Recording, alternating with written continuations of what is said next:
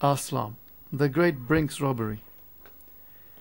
During a freezing cold January 1950, a gang of 11 men pulled off a meticulously planned robbery at the headquarters of Brinks Security, the largest money transporter upon the United States, located in an industrial section of Boston, Massachusetts. The job was a classic textbook heist, but perfect as its execution was, the raid's success did not keep the crooks from eventually turning on each other. The planning and practice had a military flair to it, and the attention to detail, including the copying of the uniforms of Brinks' armoured car guards, was ingenious. The mastermind behind the heist was Tony Fats Pino, a habitual criminal and infamous underworld figure. He recruited a large specialist burglary team that included his brother-in-law, Vincent Costa, Joseph Big Joe McGinnis, Joseph Specs O'Keefe, and Stanley Gus Gosoria. For 18 months they cased the Brinks depot, learning employees' schedules, and, equally important, the times and money was dropped off and the days the vault was cash-heavy. They acquired the floor plan for the alarm system. Kind note, comes to mind that Clint Eastwood film when they robbed the safe which is in the wine cabinet, and the case they do the same similar sort of. They acquired the floor plan for the alarm system within the 3-story Brinks building, laid out the plan step by step, and carried out dry runs by going in and out of the building undetected. Finally, it was time to put the plan into action. 17 January, the thieves armed themselves with revolvers and donned their uniform-like clothing, woolen peacoats, navy blue chauffeur-style caps, black leather gloves and rubber-soled shoes, so their footsteps couldn't be heard, and topped off their disguises with superhero Halloween masks. Once within the building's grounds, they moved as silently as possible until ready to strike. Bursting into the company's money-counting room, they surprised the 5 Brinks employees. They forced them onto the floor at gunpoint, then tied their hands behind their backs and put waterproof adhesive tape over their mouths. The robbers confiscated 4 revolvers from the employees and then shoved $2.7 million in cash, checks and money orders and securities into 14 large burlap bags. The bags and money had a combined weight of more than half a ton. The operation took less than half an hour, and their robbers left little behind aside from the tape, the rope and 1 cap.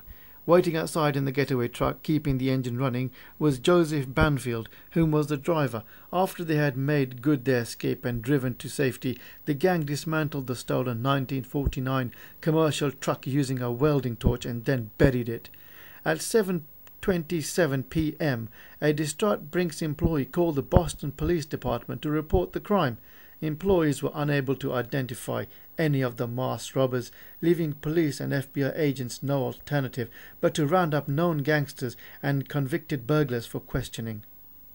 During the dragnet, most of Pina's gang were questioned, and nobody was talking, and the authorities had nothing to go on. As time went on, the scale of the job and the lack of arrests turned the story into a national obsession.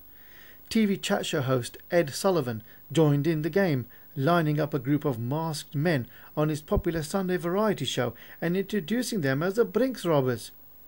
At the time, the haul was touted as the biggest in American history. The authorities so ultimately spent 6 years and $29 million trying to figure out who was behind the robbery. Were it not for the mistake made by 2 members of the gang, the FBI may never have solved the Brinks crime.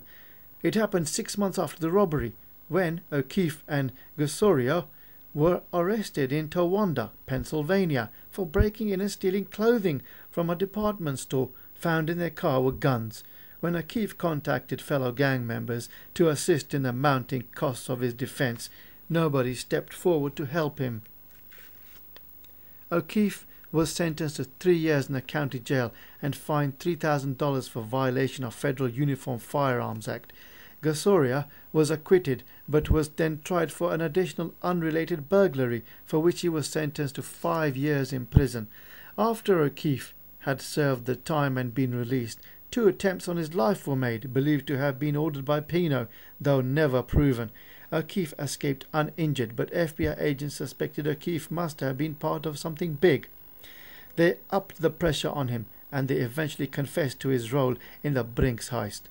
He felt betrayed by his conspirators, and he gave them up.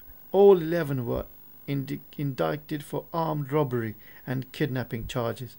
O'Keefe turned state's evidence and took a plea deal. By the time the cases came to trial, 6 years after the heist, 2 members of the gang of thieves had died. In 1956, 8 of the gang stood in court. All 8 were convicted and received prison sentences of 20 years to life. And 20 years later, the 8 convicted members finally actually confessed to playing a part in the Brinks heist. All were eventually released and all eventually died of natural causes.